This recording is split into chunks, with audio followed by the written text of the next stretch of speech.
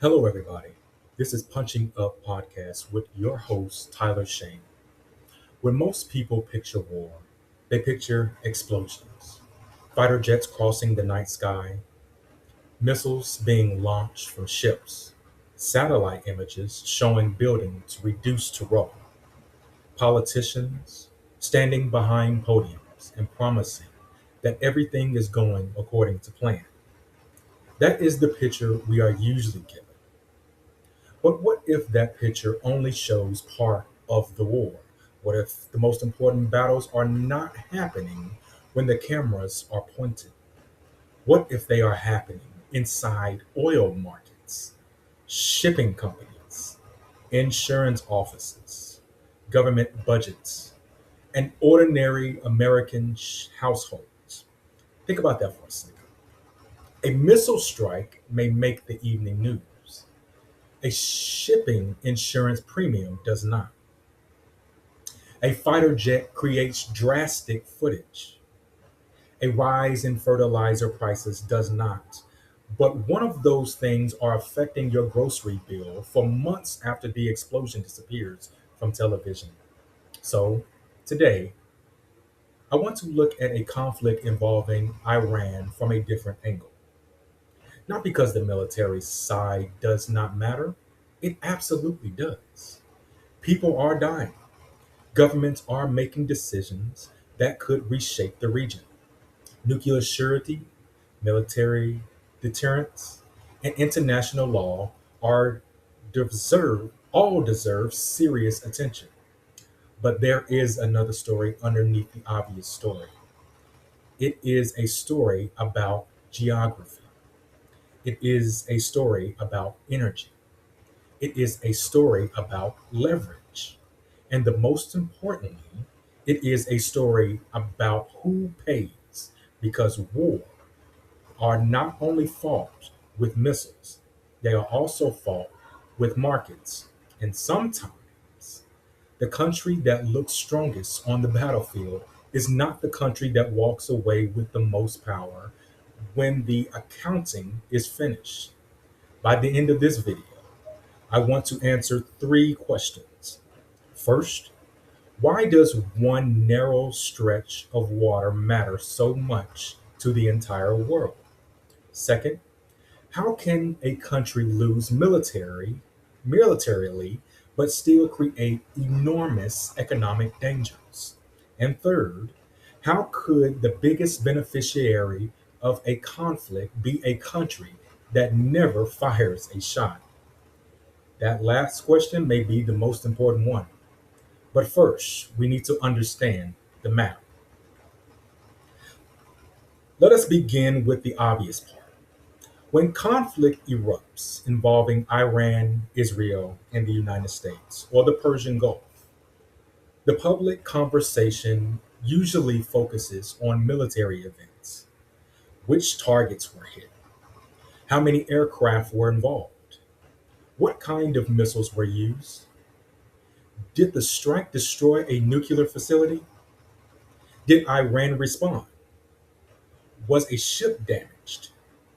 Were air defense systems successful? Those are real questions. They matter, but they also encourage us to view war almost like a scoreboard. One side destroys a radar system, 1 point. One other system launches drones, another point. One country loses aircrafts, another country loses infrastructure. Then politicians in television analysis begin arguing about who is winning. But here is the problem: war is not a football game. There is no scoreboard hanging over the battlefield. There is no referee announcing the final results. A country can win individual military engagements and still lose strategically. It can destroy targets and still fail to achieve its political goals. It can spend enormous amount of money and still end up facing the same basic problems it had before the first strike. History is full of examples. The United States has repeatedly demonstrated that it can defeat conventional military forces. It is not seriously disrupted. The American military can move troops, aircrafts, ships, intelligence systems, and weapons across the planet with a level of speed and coordination few countries can match. But military dominance does not automatically solve political problems. It does not erase geography. It does not rebuild trust. It does not guarantee that another government will cooperate. And it does not prevent the economic consequences of a war from spreading far beyond the battlefield. This is where the story becomes more complicated because the conflict is not only taking place over Iranian territory, it is taking place next to one of the most important waterways on Earth. Now, looking at a map of the Persian Gulf, at the entrance between Iran and Oman, there is a narrow waterway called the Strait of Hormuz. At its narrowest point, it is only about 33 kilometers wide. It is roughly 21 miles. To put that into everyday terms, this is shorter than many people's daily commute to their jobs. It is not some giant ocean. It is a narrow passage connecting major oil production countries to the open sea. And through that narrow passage moves an enormous amount of world energy: oil from Saudi Arabia, oil from Iraq, oil from Kuwait, oil from the United Arab Emirates, oil and liquefied natural gas from Qatar. A significant share of world petroleum export passes through this one geographic bottleneck. This is why the Strait of Hormuz is called the choke point. Now, a choke point is exactly what it sounds like. It is a narrow place where movement can be restricted, delayed, threatened, or stopped. Imagine a stadium where 50,000 people inside, but only two exits. The building itself may be enormous. The parking lot may be enormous. The surrounding city may be enormous. But when everyone tries to leave, those two exits determine the speed of the entrance operation. The Strait of Hormuz works the same way. The oil reserves may stretch across several countries.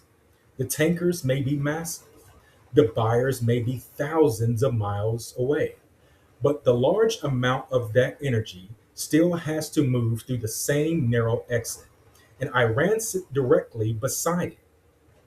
That does not mean Iran can permanently shut down the strait. It means that Iran can defend every entrance into the Gulf. But it does not mean Iran's position somehow that may larger countries do not. Geographic leverage. Iran does not need to conquer the world. Iran does not need to defeat the United States in a traditional war.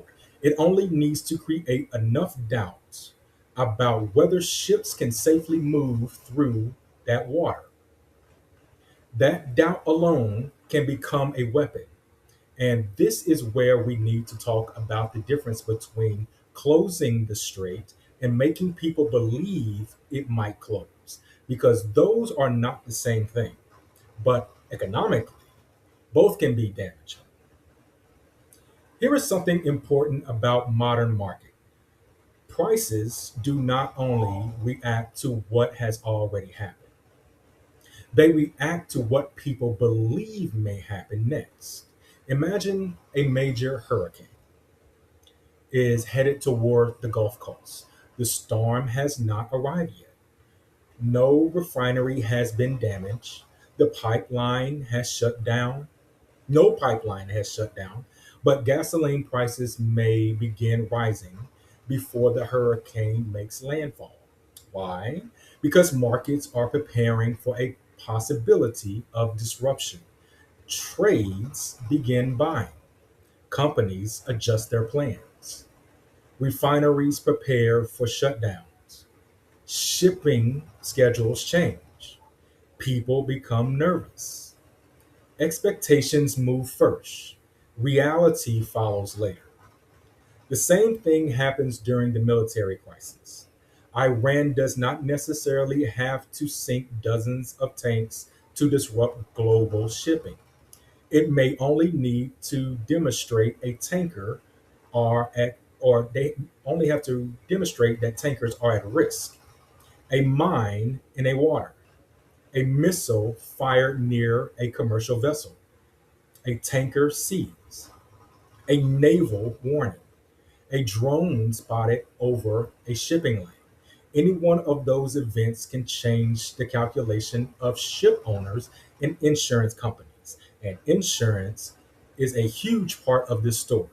Most companies are not going to send a ship worth of hundreds of millions of dollars into a war zone without coverage.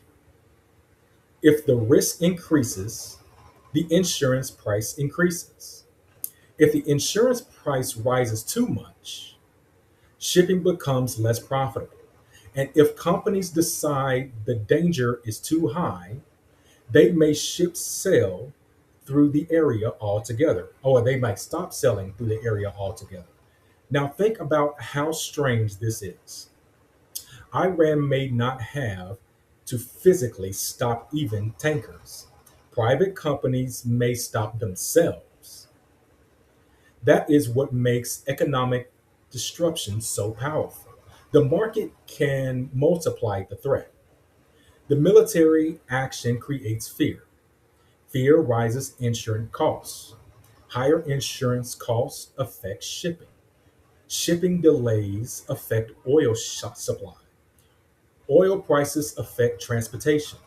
Transportation affects food, products, airline tickets, and manufacturing. The original action may take place thousands of miles away, but the financial consequences can eventually reach the families buying groceries in Missouri, Arkansas, Texas, Ohio, or California. That is why the real battlefield is larger than the map shown on cable news.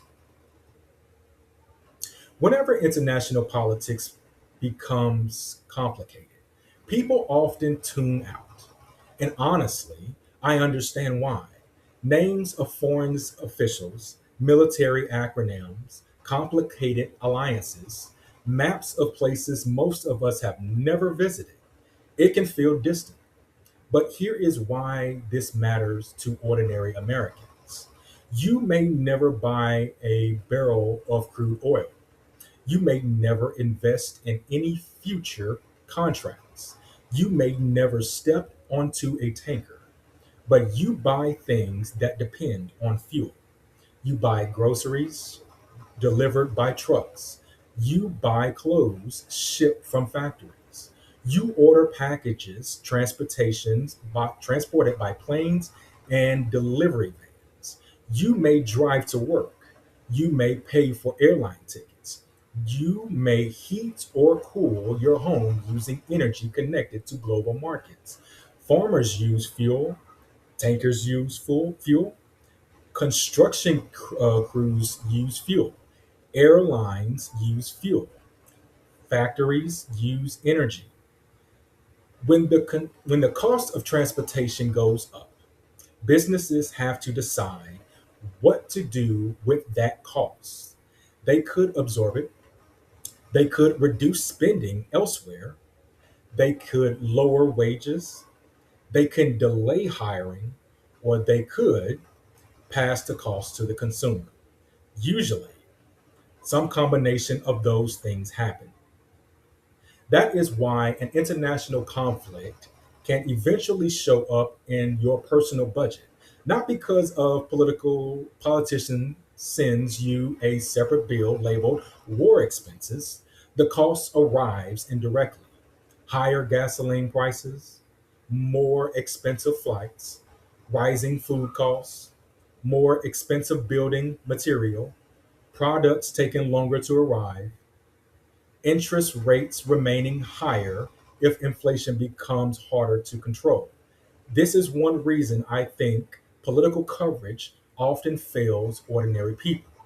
Why? We are told what happened, but we are not always told how the event travels from the battlefield into our lives. That connection is the part of the is the part that deserves more of our attention. Now, let us address one of the biggest arguments. Was the conflict about Iran's nuclear program, or was it about oil? Here is what I think. It is possibly a mistake to reduce it to only one explanation. Governments rarely act for one single reason. Iran's nuclear program is a serious issue, I must admit.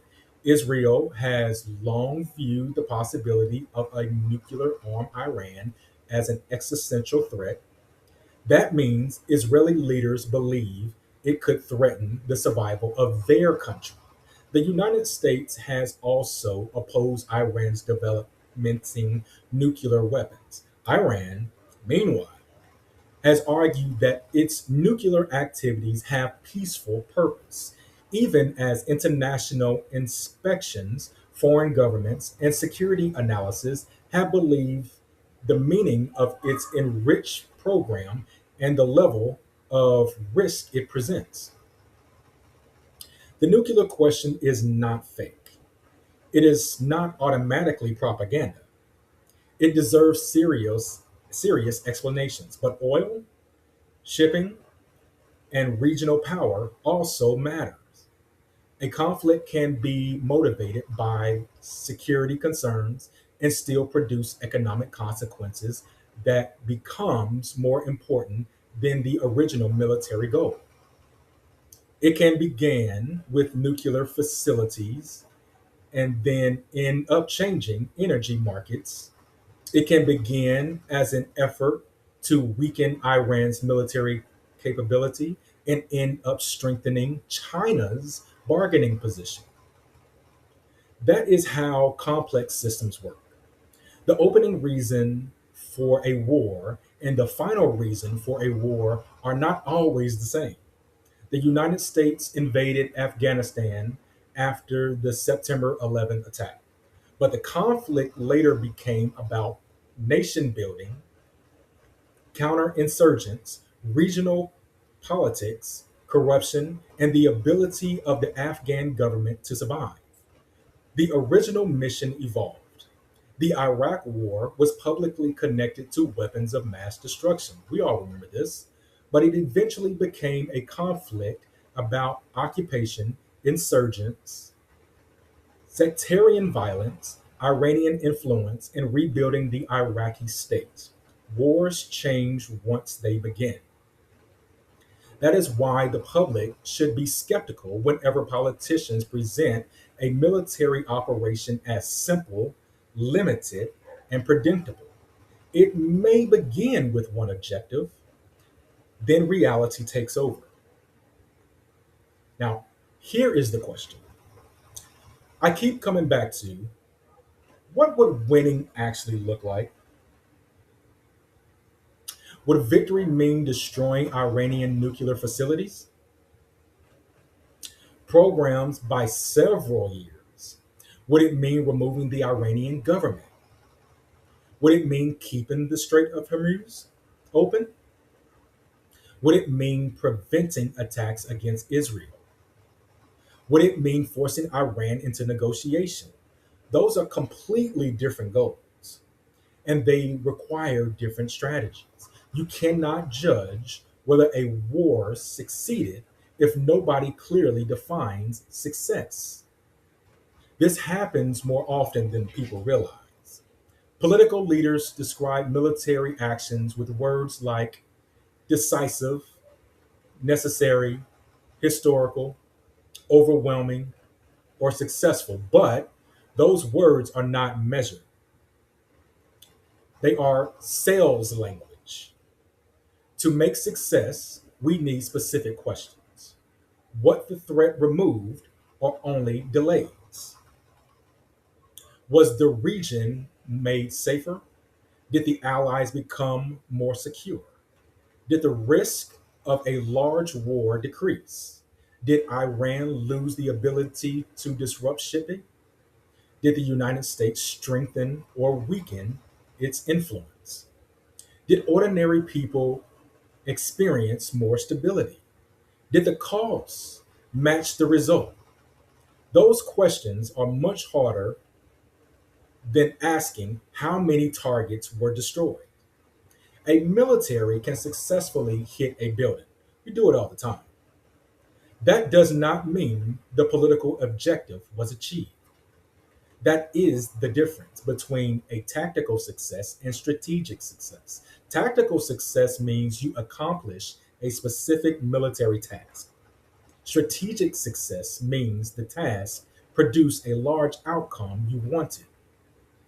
Those two things are often confused, and government benefits when the public confuses them. A destroyed target is easy to show on television. A failed strategy takes years to become obvious. Now, let us talk about cost. Every war comes with an official price tag, and that first price tag is almost never the final. That does not always mean someone is deliberately lying. Sometimes wars last longer than expected. Sometimes more troops are deployed. Sometimes weapons have to be replaced. Sometimes equipment is damaged.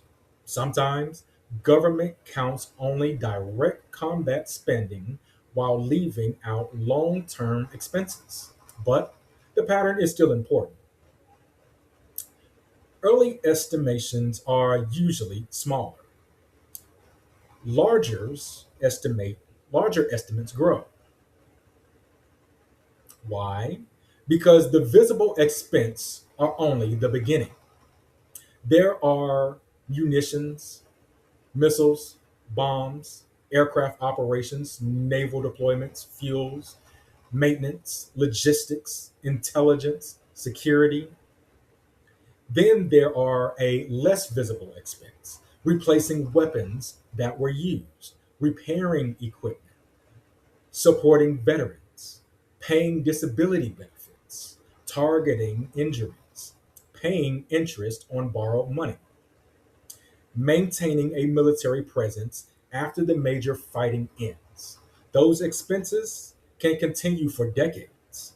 And then there are broader economic costs, higher energy prices, reduced consumer spending, business uncertainty, supply chain disruption, inflation, lost investments. Those numbers may never appear in the Pentagon's official war budget, but they are still real. Someone pays for them. That someone is often the public. That someone is often you. Here is a phrase that sounds academic, but it actually very simple. Opportunity costs.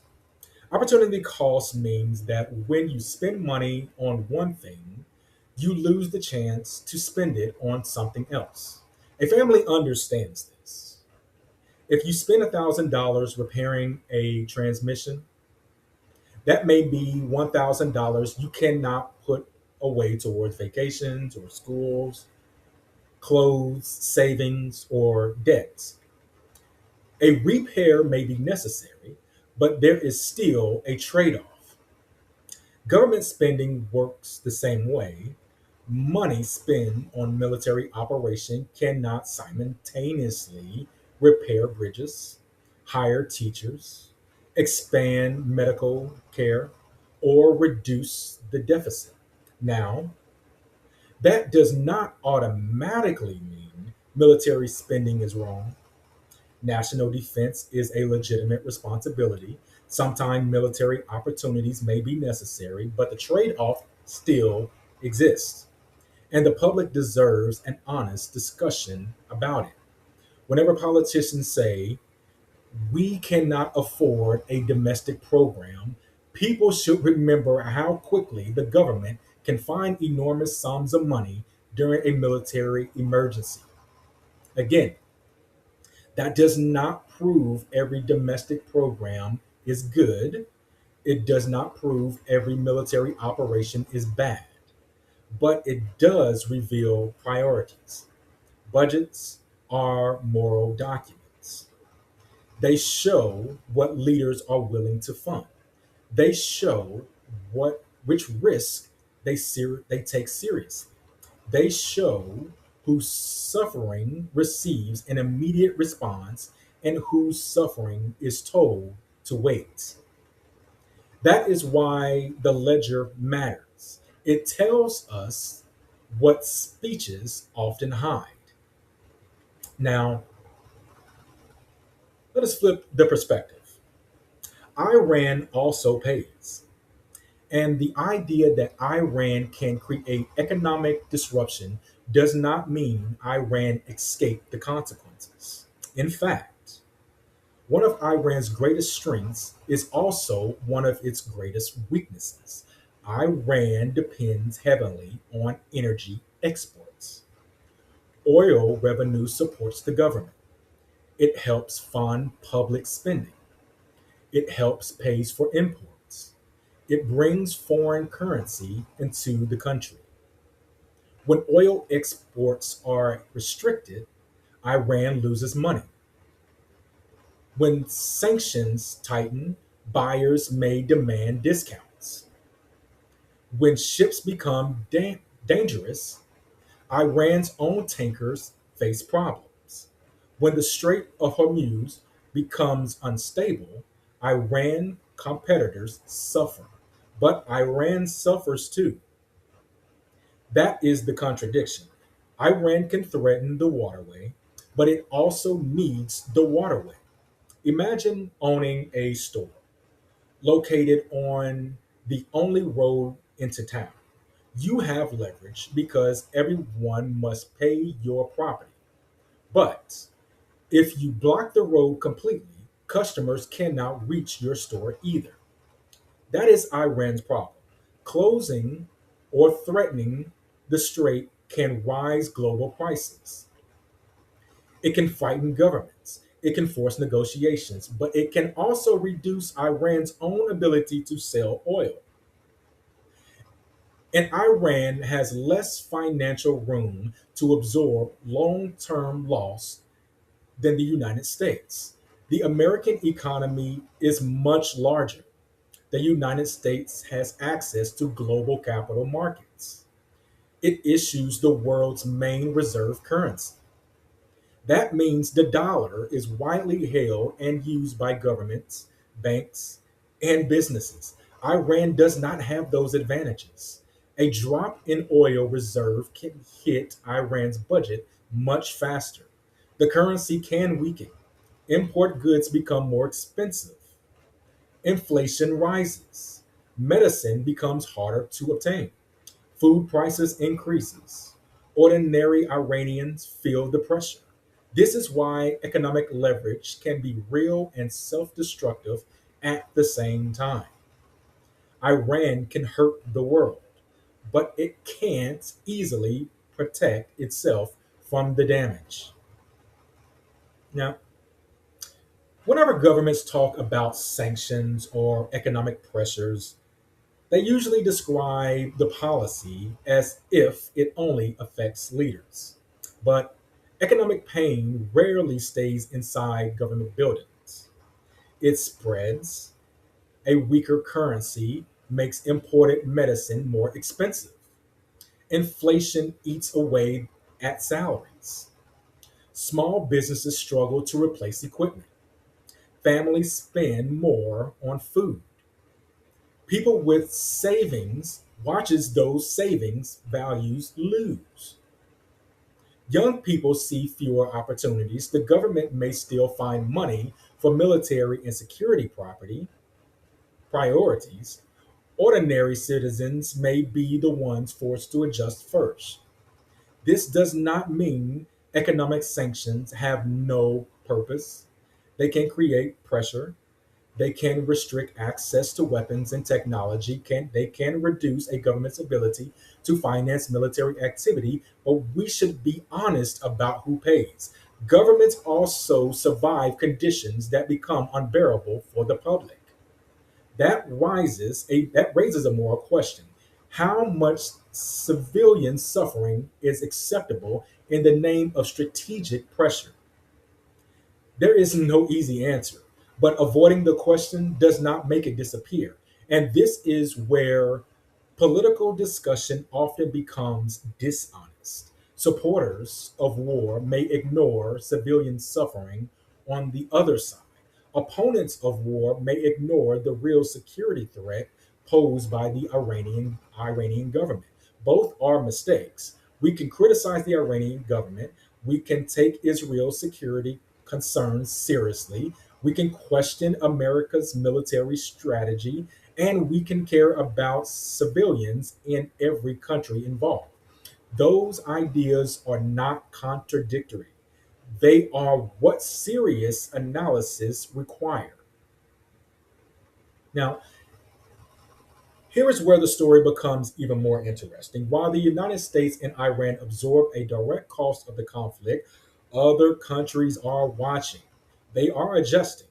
They are looking for opportunities. And China, remember them, may be the most important outside player. Now, China is one of the world's largest energy consumers. It depends heavily on imported oil.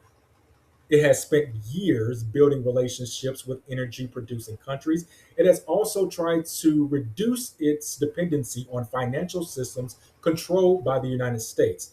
That includes using Chinese currency, the yen, in more international transactions. It includes building alternative payment systems. It includes signing long term energy agreements. Now, imagine you are China during a regional crisis and you are not directly fighting, you are not spending money on airstrikes, you are not deploying troops into combat, but countries selling oil may become for desperate for stable customers. A desperate seller has less bargaining power. A patient buying has more power. That does not mean China automatically wins, though. China could also suffer from higher oil prices and unstable shipping. A major disruption in the Persian Gulf would hurt Chinese industries. China has every reason to want stability. But if Beijing can avoid the worst part of the crisis through negotiating better prices or stronger long term agreements, it may gain leverage. That is the part Americans should pay attention to. The country firing the most weapons is not always the country shaping the economic outcome. History contains many examples of countries benefiting from wars they do not start. A country may sell weapons, it may provide loans, it may replace another country's lost exports, it may gain access to discount resources, it may strengthen diplomacy relationships, it may expand its influence while its rivals become exhausted. During major European wars, countries outside the conflict often gain economically by supplying goods. Now, during the two world wars, the United States benefited from its industrial capacity and geographic distance from much of the destruction. Now, America eventually entered both conflicts, but before and during the involvement, its facilities, financial institutions, and production capability helped transform the country into the global power that you see today. The lesson it the lesson is not that war is good. The lesson is that war redistributes power. It weakens some countries, it strengthens others. It creates shortages, it creates new markets, it breaks relationships, it forms new ones. The final winner may not be the army that captures the most territory. It may be the country that gains control over financing, energy, manufacturing, technology, or trade. That is why the leverage matters. It reveals power moving in ways that battlefields cannot show. Now, to be fair, we need to present the strongest argument from people who support military action. That's true. They would say the following: Iran's nuclear programs creates a serious danger. Okay. Diplomatic negotiations have repeatedly failed or stalled. Okay. Iran supports armed groups across the region. I know. It has threatened Israel. It has attacked or helped attack American interests. Allowing Iran to develop greater military capabilities could create an even more dangerous conflict later. From that perspective, military actions may be expensive, but failing to act could be more expensive. Supporters may also argue that freedom of navigation must be protected. If Iran can threaten shipping through the Strait of Hormuz without consequences, it may gain the power to hold the world economic hostage. The United States Navy has long played the role in protecting international shipping lanes. Supporters would say that allowing a hostile government to control access to global energy supplies would create an unacceptable precedent. That is a serious argument. It should not be dismissed as warmongering. Governments do face real threats. Deterrence sometimes require demonstrating the attack will carry consequences, but acknowledging that argument does not end the discussion. We still need to ask whether the chosen military strategies actually reduces the threat. Does bombing Iran permanently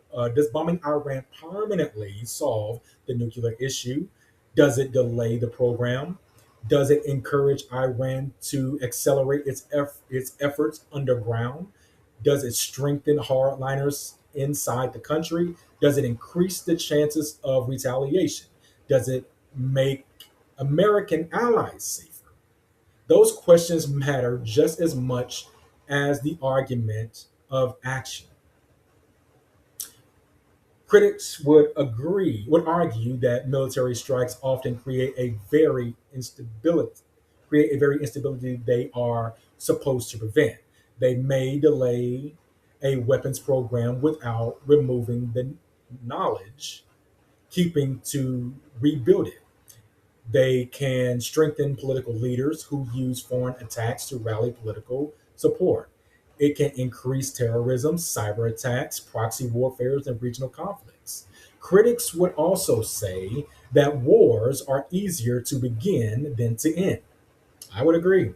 A limited strike can lead to retaliation. Retaliation leads to escalation. Escalation creates pressure for more military action. Before long, leaders who promised a short operation are managing a long conflict. Critics also point to the economic consequences: higher energy prices, greater military spending, more debt, strained alliances, civilian deaths, damages to American international reputation. From this perspective, diplomacy may be frustrating and imperfect, but still less dangerous than war. This is also a serious argument. And here is my view: either side should be allowed to hide behind slogans. Peace through strength is not a complete strategy. Diplomacy is not magical either.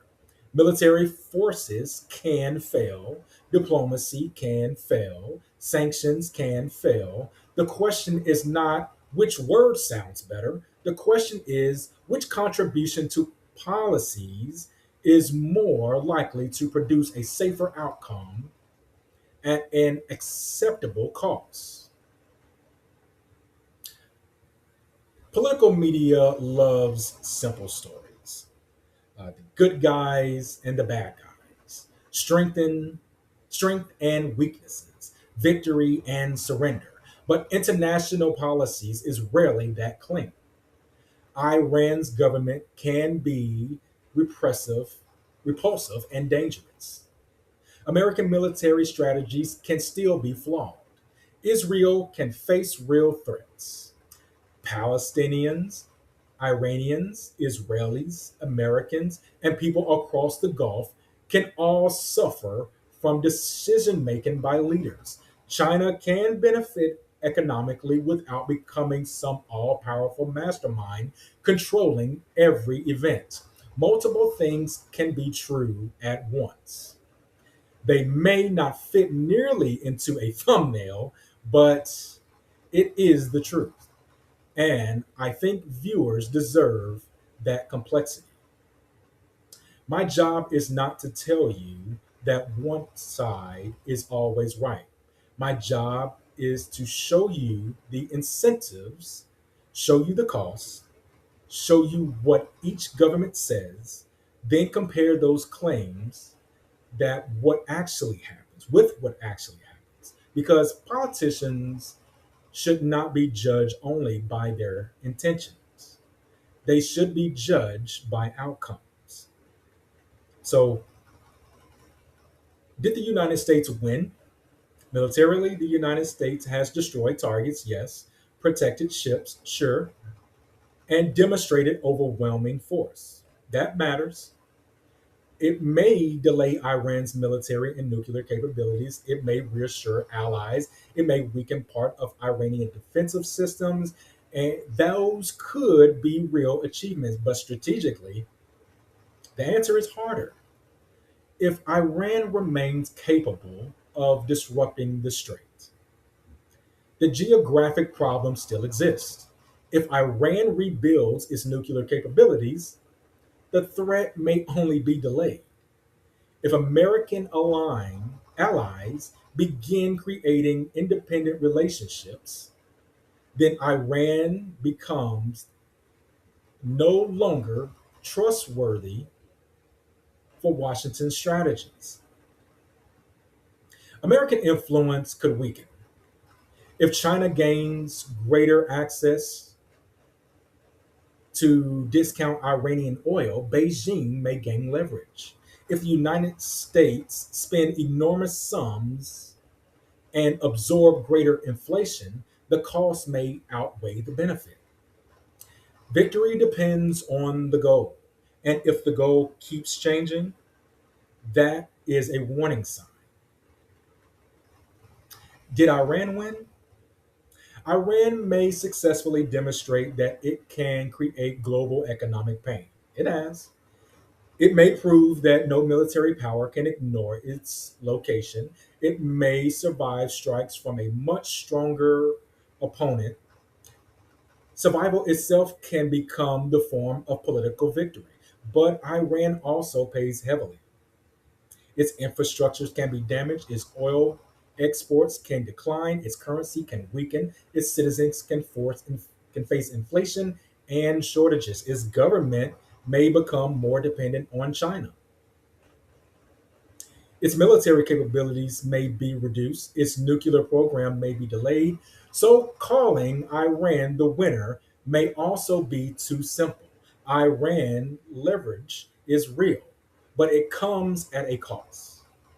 And the longer the conflict continues, the more difficult it becomes for Iran to absorb the cost. Did China win? Possibly in some areas. China may gain bargaining power from Iran. It may negotiate lower energy prices. It may encourage more trade outside the dollar based system.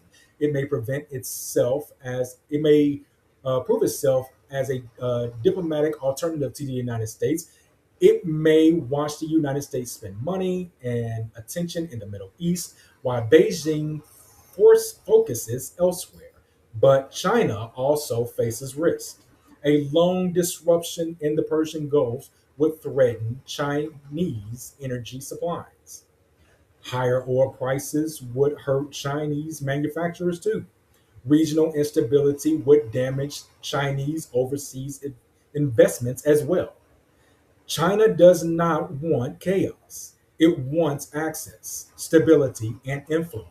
So the more accurate conclusion may be this: China does not necessarily need the war to continue. It also needs to be positioned to benefit from a new relationship the war creates. That is a quieter form of power, and it may last longer than the military victory. Remember the question from the beginning? What if the most important battle was not happening when the cameras were pointing? Now, we can see the answer more clearly. The missiles matter, the aircrafts matter, the naval forces matter, but so do insurance rates, oil contracts, currency agreements, government debt, shipping routes, strategic reserves, consumer prices. Those things do not produce dramatic footage, but they shape who can afford to continue. They shape who becomes dependent on whom. They shape which country gains influence after the shooting slows down. The battlefield shows destruction. The leverage shows power. And sometimes power moves in the opportunity directed from the explosion. Here's what I think America should demand from leaders before, during, and after military action: clear goals, honest cost estimated, regular updates, a realistic definition of victory, an explanation of what happens if the first plan fails, a discussion of civilian consequences, a description of how the conflict affects energy prices and inflation, and most importantly, an exit strategy, not slogans, not "we will stay until the job is finished." What job? Finished how? Measured by what? The public should never accept vulgar language or vague language, I apologize, when lives and billions of dollars are at stake. Leaders should have to explain the objectives in plain English. They should have to explain the living costs, the lively costs. They should have to explain the risk. They should have to explain if it's necessary. This is not weakness, this is accountability. So, what was the Iran conflict really about? Nuclear security? Yes. Regional powers? Yes. Oil? Yes. Shipping? Also, yes. American credibility? Yes. Iranian survival? Yes. Chinese leverage? Possibly. The mistake is believing that only one of those answers can be true. War begins from complicated reasons. They expand through fear, pride, miscalculation, politics, and retaliation. And they end with consequences nobody fully predicted. The military may determine what gets destroyed, but economics often determines who gets rebuilt. Diplomacy determines what comes next. Geography determines which problems refuse to disappear. And ordinary people usually pays a larger portion of the bill. Americans paid through taxes, debts, inflation, and military service. Iranians paid through damaged infrastructure, lost income, shortages, and repression. People across the region pay through fear and instability.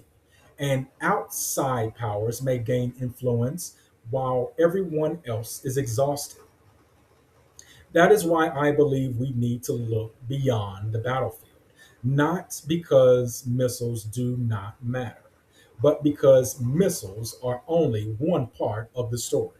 The real question is not simply who hit the most targets, the real question is who gains leverage. Who lost freedom of action, who became dependent on someone else, who paid more than they expected, and who quietly improved their portion while everyone has watched the explosions.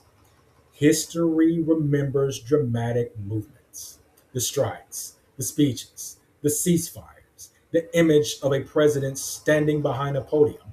But decades later, the deeper consequences often appear somewhere less exciting. Budgets, trade agreements, debt payments, energy contracts, political alliance. This is where the meaning of a war becomes clear. Not in the first 24 hours, not in the headlines, not in the footage, not in the leverage. So let me leave you with this. Can a country win every military engagement and still lose strategically? Can a weaker country create enormous damage without defeating a stronger military? And can a country that never entered the battlefield walk away with the most leverage? I think the answer is all three questions made, maybe, yes. But I want to hear what you think. Do you believe the United States can achieve the last victory through military forces in Iran? Do you think Iran's control over the Strait of Hormuz suggests victory? And do you think China is becoming better at gaining influence while the United States absorbs the cost of conflict? Let me know in the comments. Respectfully disagree is welcome here. My goal is not to tell you what to think. My goal is to give you enough information and context to make up your own mind. And if you leave this video understanding the conflict a little better, then I've done my job. I'll see you next time.